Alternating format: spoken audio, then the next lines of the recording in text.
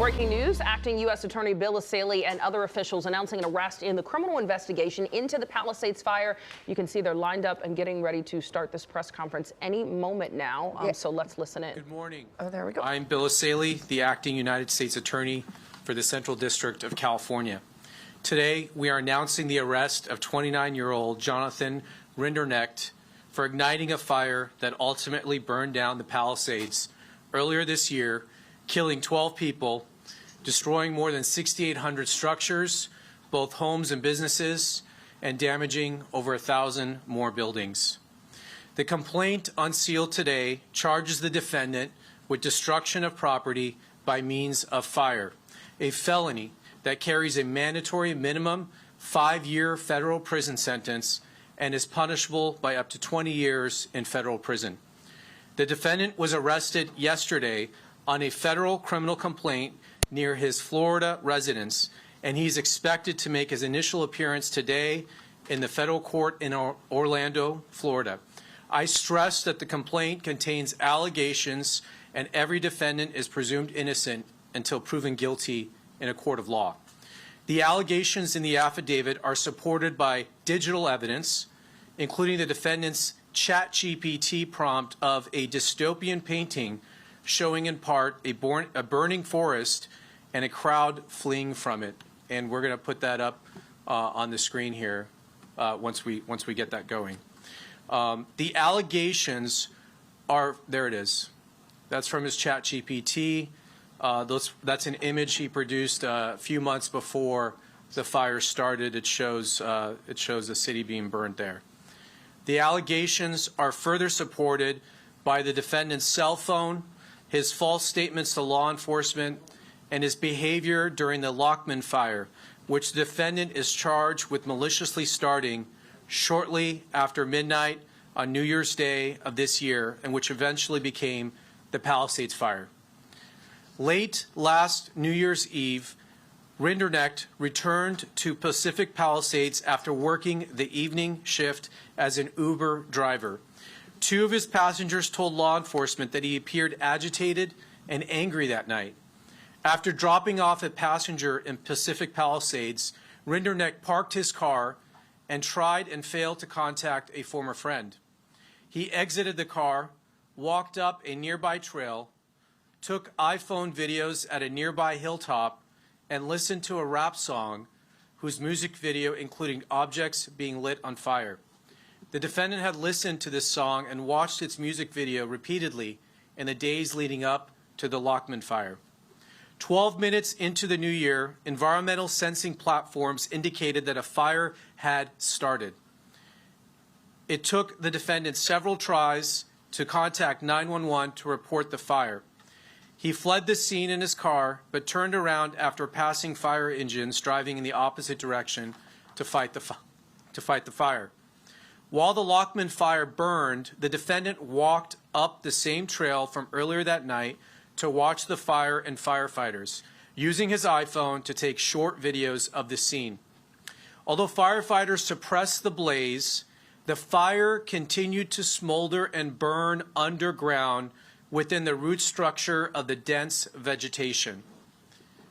So that fire started on January 1st, and it smoldered underground for about a week until on January 7th, heavy winds caused this underground fire to surface and spread above ground, causing what became known as the Palisades Fire, one of the most destructive wildfires in Los Angeles City history. Law enforcement got to work and by January 24th had identified and interviewed the defendant.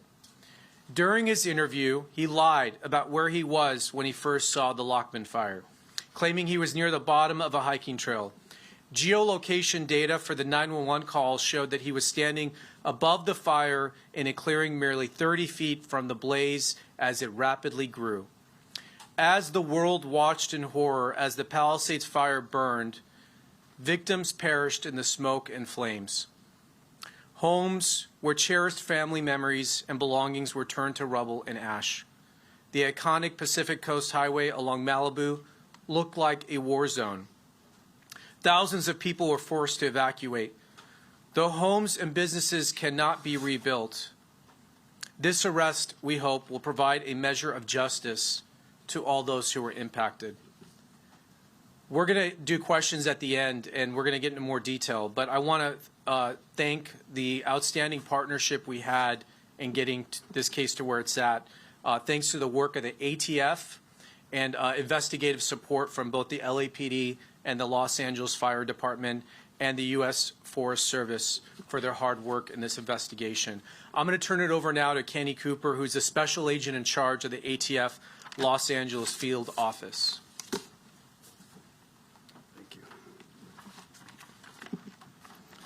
Good morning. My name is Kenny Cooper. I'm the special agent in charge of ATF's Los Angeles Field Division. Today marks a significant moment in a long road to justice for our community. After more than 8 months of tireless, meticulous work, I stand here with our partners, proud to announce an arrest in connection to the devastating Palisades fires that claimed lives, destroyed homes, and shook this community to its core. Jonathan Rindernecht, age 29, residing in Melbourne, Florida, was taken into federal custody by ATF special agents, a Los Angeles City Fire Department investigator, and a Los Angeles police detective. This partnership and arrest is significant in the three agencies working hand in glove to get this investigation to where it is. Rindernecht, as the U.S. Attorney mentioned, is charged under Title 18-844F, malicious destruction by means of a fire of real property owned by an organization receiving federal financial assistance. I know this community has endured a long wait for answers. Families have carried an unmanageable grief, and an entire community has been left to heal while living with questions. Although we cannot share every detail of this investigation, it is still an active investigation, and judicial proceedings remain ahead. I can tell you this: from day one, ATF and our partners have been relentless. We made a promise to find answers, and we have kept that promise. To give you a sense of the work, I want to highlight the extraordinary level of cooperation between ATF and our partners: the Los Angeles City Fire Department, the Los Angeles Police Department, the Orange County Fire Authority, and the United States Forest Service. LA City Fire asked for our assistance, and within 24 hours, ATF's National Response Team arrived on scene. The NRT, ATF's NRT, is an elite team comprised of certified fire investigators, electrical and fire protection engineers, chemists, accelerant detection canine teams, and other experts. We arrived within 24 hours and got to work with our partners. We processed hundreds of acres of damaged fire, examining every inch for the smallest clue. Over the course of the last 8 months, investigators conducted hundreds of interviews, including witnesses overseas, and pursued more than 200 leads. We collected more than 13,000 items of evidence, including fire debris, digital data, DNA samples, all analyzed by ATF's state-of-the-art forensic lab. Our team carried out 500 scientific tests, supported by ATF's Fire Research Lab, the nation's only large-scale fire science lab dedicated to fire investigations. More than 10 of our top engineers and support staff contributed to this laboratory analysis. This investigation has been documented over 300 ATF reports, including a 200-page report detailing the origin and cause of this investigation. ATF technical surveillance specialists were integral in reviewing approximately 1.5 million phone records and data extracted from digital evidence. And I highlight this because I know there's questions on the length that it took us to come to this conclusion. But we were reviewing a lot of evidence from one of the most catastrophic fires in the U.S. history.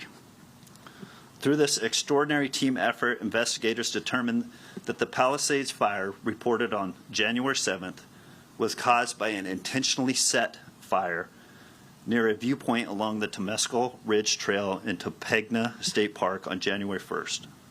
The fire was a holdover fire. meaning it was deeply seated in dense vegetation and roots and continued to burn undetected until catastrophic weather ensued, resulting in the Palisades Fire. Rinderknecht is now charged with setting the January 1 fire. We know this arrest cannot erase the pain or grief or losses endured, but we hope it is a step forward. It is proof that justice will not be forgotten, that our accountability will be pursued by ATF and our partners, no matter how complex the investigation and no matter how long it takes. To the families who lost so much, we hear you, we honor you, and we will continue to fight for you. The ATF established an email address for the victims and witnesses to contact ATF Victim Witnesses Assistance Program through the Palisades at atf.gov. Once again, I'll say that, the Palisades at atf.gov. Based on the information received, a regional victim witness specialist may contact you. That's my initial statement. I'm going to hand it over to the Chief of LA Police Department, Chief McDonald, and I will be open to questions afterwards. Thank you. Thank you, Kenny. Good morning, and thank you all for being here. I want to begin by thanking the U.S. Attorney's Office, our partners at the Bureau of Alcohol, Tobacco, Firearms, and Explosives, and the dedicated men and women of our Robbery Homicide Division and Major Crimes Division. I also want to recognize and thank the Los Angeles City Fire Department and all of the investigators who came together to support this case. You look at the team standing here, and I couldn't be more proud of the work that was done throughout this investigation. It was extremely intensive and thorough, and the best of the best were working on it, and I'm very thankful for the partnership we enjoy with all of them all the time. The investigation into the Palisades Fire of January 2025 was lengthy, complex, and as I mentioned, extremely thorough. Our detectives responded immediately to the initial incident and worked side by side with our partners at the Los Angeles Fire Department, and once the ATF's National Response Team took on the case, they led the investigation, and our detectives remained fully engaged as partners every step of the way with them. I'm proud of the professionalism and dedication shown by our detectives and the team who work collaboratively with our federal, state, and local partners. That teamwork ultimately led to the arrest of the suspect responsible for this devastating crime. The Palisades Fire was a tragedy that caused enormous harm to the city of Los Angeles, but in the midst of that devastation, we saw something else. Communities coming together with law enforcement, supporting one another, and working through a very, very difficult time. This case is a reminder of the value of strong partnerships across every level of government.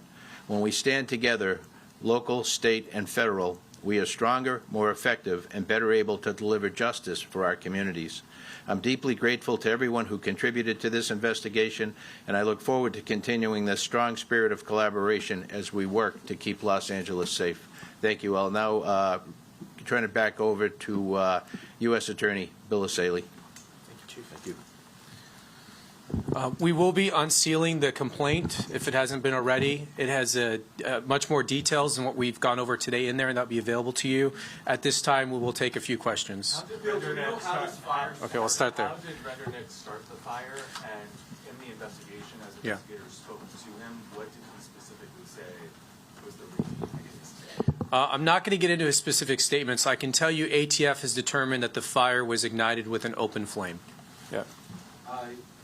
Did this gentleman ever live in the Palisades, have any direct connection to the Palisades? Was he familiar with these trails, this area? Yeah, he was familiar with this particular neighborhood, and he had a friend who lived in this neighborhood. So he knew this neighborhood. But he never specifically lived there? He was a resident of Southern California. Do we know what city he lived in? Or? Okay. Yeah, he actually did live in Palisades, and he was familiar with the neighborhood in which this started. We know that fireworks. The word arson?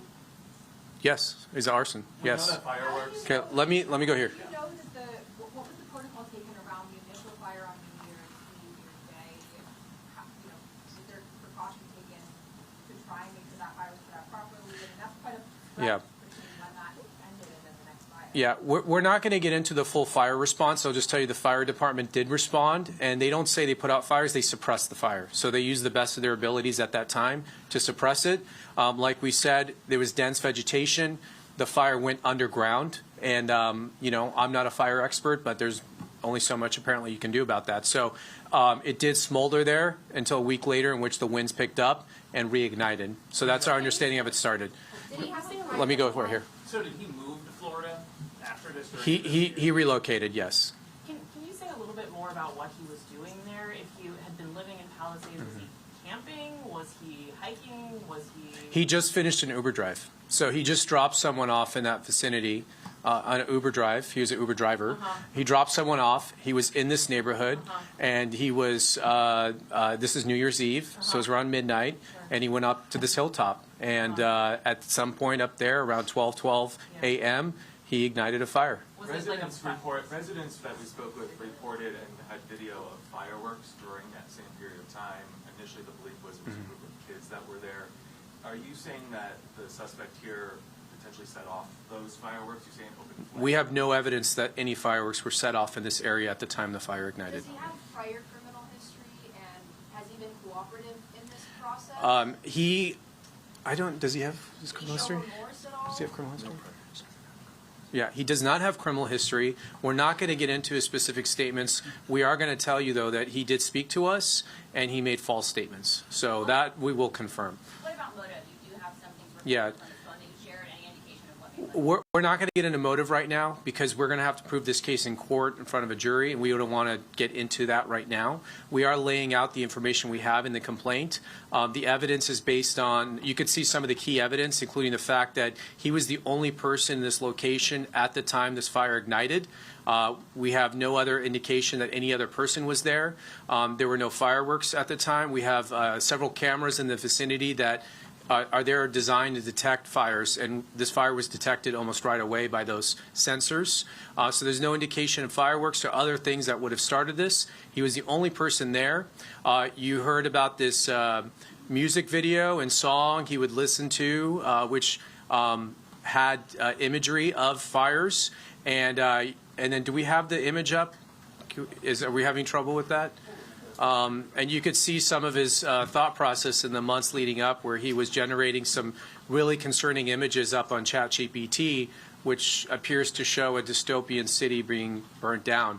So more evidence will come out at trial, but we're not going to preview the entire case at this time. Yes, ma'am. Is there an understanding that he relocated to Florida because he was aware that people might be looking for him? We don't have any information of that. It's very clear that this was a thorough investigation. The question is, obviously, so many things burned here, right? So how difficult was it to gather evidence? I mean, you're saying 13,000 items were gathered following 200 leads. I mean, can you... Yeah, I'll let ATF answer that. There was a tremendous amount of work. I mean, we literally have like terabytes of evidence. So I'm going to let ATF answer the work that was done in this case, including the lab work. Yeah, Just to give us some some further perspective on the investigative process. So I know there's been speculation of other ignition sources.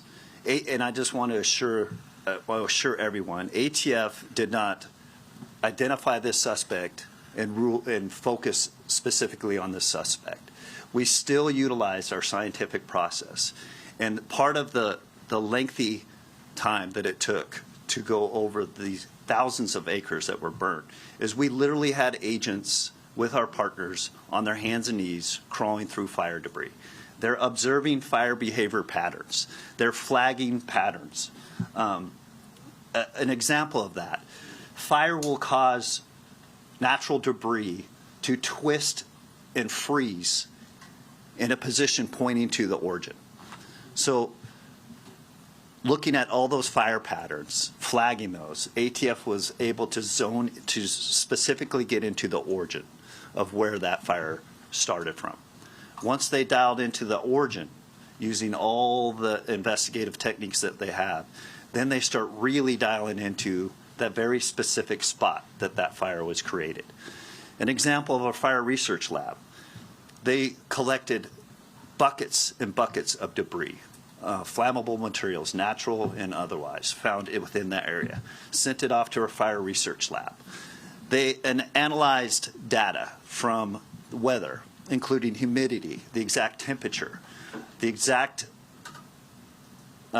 composition of those natural fuels found at that particular time January 1st, at that particular time, recreated those environmental factors in our labs using their scientific process, then tested different ignition sources. And that's where 500 tests were conducted at that lab. That review process is then looked at by a panel of our experts in a peer review process to see if the science matches up with the theory and the actual evidence that was collected. I know it was also broadcast. We broadcasted it as a public safety announcement back in spring. We went up and recreated a fire very safely with our partners with LA Fire, using butane and scientific process to create the fire behavior to see. And I'll tell you, to the extent of the scientific expertise that we went through, we recreated it in the exact lunar time that the fire started, meaning the exact size the moon was, and as close to the starlit environment that fire started. So we could recreate scientifically a fire and see how fixed surveillance points saw that fire as it developed from other evidence that we collected, both from witnesses' phones, fixed surveillance points, and other data. We were able to see how that fire behaved, how it grew, the size of that behavior and that fire, and the size that it would be for witnesses to see it and report it. We went through exhaustive efforts to look at potential ignition sources, whether they were fireworks, whether they were down power lines, or any other source of ignition. They went down those investigative paths with exhaustive length to either rule them in or rule them out. With clarity, we know this is an incendiary fire and that the subject that we arrested started it. Would you say that this subject was obsessed with fire and wanted to do those images? Once again, that speaks to motive. That's not an element that we need to meet. That will be addressed in the trial. And we do have evidence of that for trial. What was the rap song? I'm not going to go into those specifics. I'll just highlight, we're not making a probable cause arrest. This team up here feels that we have met beyond a reasonable doubt.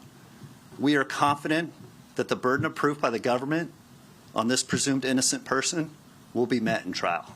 Based on the AI images that you did show, was it his intent to cause as much destruction to the town? You show the AI images for a reason, so it definitely leads to that impression. And I would just like that on the record. I wish we could get into somebody's head, but we can't. People do evil things for whatever reason. And I'm not going to speculate or go into anything of that. Like, we have evidence of that will be addressed in trial, but evil people do evil things.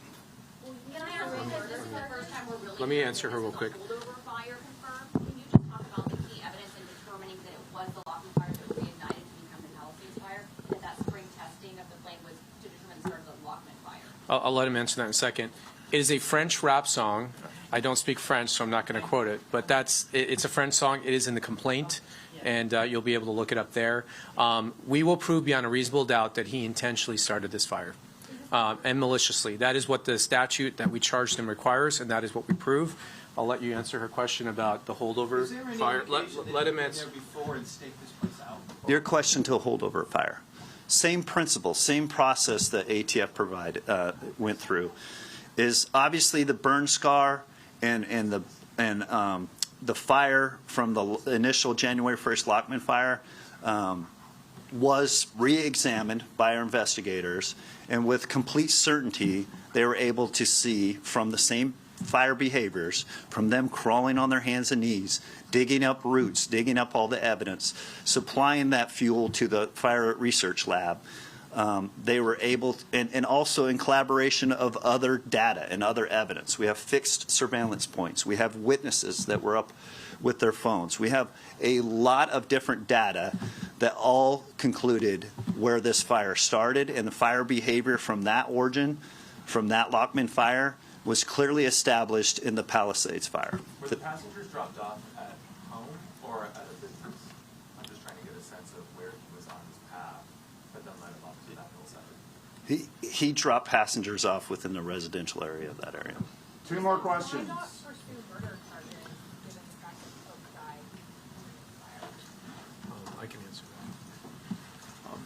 that. So right now, we've charged him on a criminal complaint. We have not determined all the charges he's going to face. We'll be presenting that evidence to a grand jury, and we will make decisions about additional charges at that time. So this is right now just a criminal complaint. We wanted to arrest him. We wanted to get him into custody, this will go to a grand jury shortly. Did the suspect Last question. Did the suspect return back on January 7th? Was he in the area considering he lived in the Palisades during that period? I don't know that we know that. Yeah, I'm not going to comment on that. He did go back the same night. So the night he started the fire, he left. As soon as he saw the fire trucks were headed to the location, he turned around and went back up there. And he took some video and watched them fight the fire. And the charges that you're talking Last about, question. that's just for January 1st, right? He has not been charged with anything for January 7th? No, he is charged with starting a fire on January 1st, which is the fire that burned down the Palisades. It did take a week to reignite, but he is charged with starting the Palisades fire. He started it on January 1st. But that's why you got that question about the people who lost their lives in January 7th fire. Do you expect additional charges for that? To include homicide? This complaint covers that fire and the damages and deaths that were caused by that fire. As far as what additional charges he will face, we will make those determinations in the coming days. Thank you all very much. All right, we've been listening to U.S. Attorney Bill O'Saley there, as well as ATF agents, and you heard from the LAPD chief there, Jim McDonnell. They took in 200 leads, 13,000 pieces of evidence in this case to determine and make the arrest of Jonathan Rinderknecht. He also went by Jonathan Rinder, it says in some of the affidavit. And I know that we have Mark Liu standing by at the desk with more information on the suspect. Yeah, we want to know more about him. A lot of information in that news conference from the ATF and Bill O'Saley, including the fact that the suspect started a fire called the Lockman Fire. The allegation is that this fire started as a fire about 7 days prior to the Pacific Palisades fire that destroyed so many homes. This is video of the Pacific Palisades fire back from January of this year. But it all apparently started, according to Bill O'Saley and the ATF, with a fire called the Lockman Fire, which was approximately in the same area about 7 days before. It all involves this allegation that this suspect may have walked up the Temescal Canyon Trail and lit that fire. Now, that fire, the Lockman Fire, was put out in about 3 hours, only burned about 8 acres, but then apparently smoldered for 6 to 7 days and then reignited in that incredible windstorm from early January. Now, come out to my screen. I'm going to show you, we actually have a photo of the suspect. This was posted on X by Bill O'Saley, U.S. Attorney Bill O'Saley. This is 29-year-old Jonathan Rinderknecht. He is facing felony charges, federal felony charges, destruction of property by fire, carries a 5-year minimum federal prison sentence, up to 20 years in federal prison. And I want to show you here also, this is a strange picture that was also sent in that news conference. This apparently, allegedly, are images created by the suspect on ChatGPT in the days prior to the Palisades fire and the Lockman fire. It appears to show fire next to a city of some kind. These are very early images that ChatGPT created. Now, the other thing that I want to show you is a map on where this all went down. So here are the key points discussed in that news conference. Let me zoom in here. The first was that the suspect was apparently walking on the Temescal Ridge Trail. Now, what you're seeing here, this is in the hills of Pacific Palisades. That's this trail right here. And then the startup, according to our records here at the desk, of the Lockman Fire on January 1st, that evening, was right about here. You can see there's some burned area. This only burned about 8 acres and was put out in about 3 hours with water-dropping helicopters. Then the first initial start of the Palisades fire on the 7th was right about here. I remember this very clearly. We were working on the desk. This is Piedra Morada Drive right here that you see. And it was one of these homes that initially firefighters responded to because they could see the fire from Piedra Morada Drive. So they considered the fire start as to be somewhere along Piedra Morada Drive. But in truth, it apparently was embers left over from the Lockman fire right here. that later started the fire here. The first homes in the Palisades fire that burned was right along this area. Now, coming back out live here to me, we also have just gotten the complaint that Acting U.S. Attorney Bill Asaley talked about that will detail more facts about their case as they present it. We're going to go through that here at the desk, and when we find some details in there, we'll jump back on and let you know.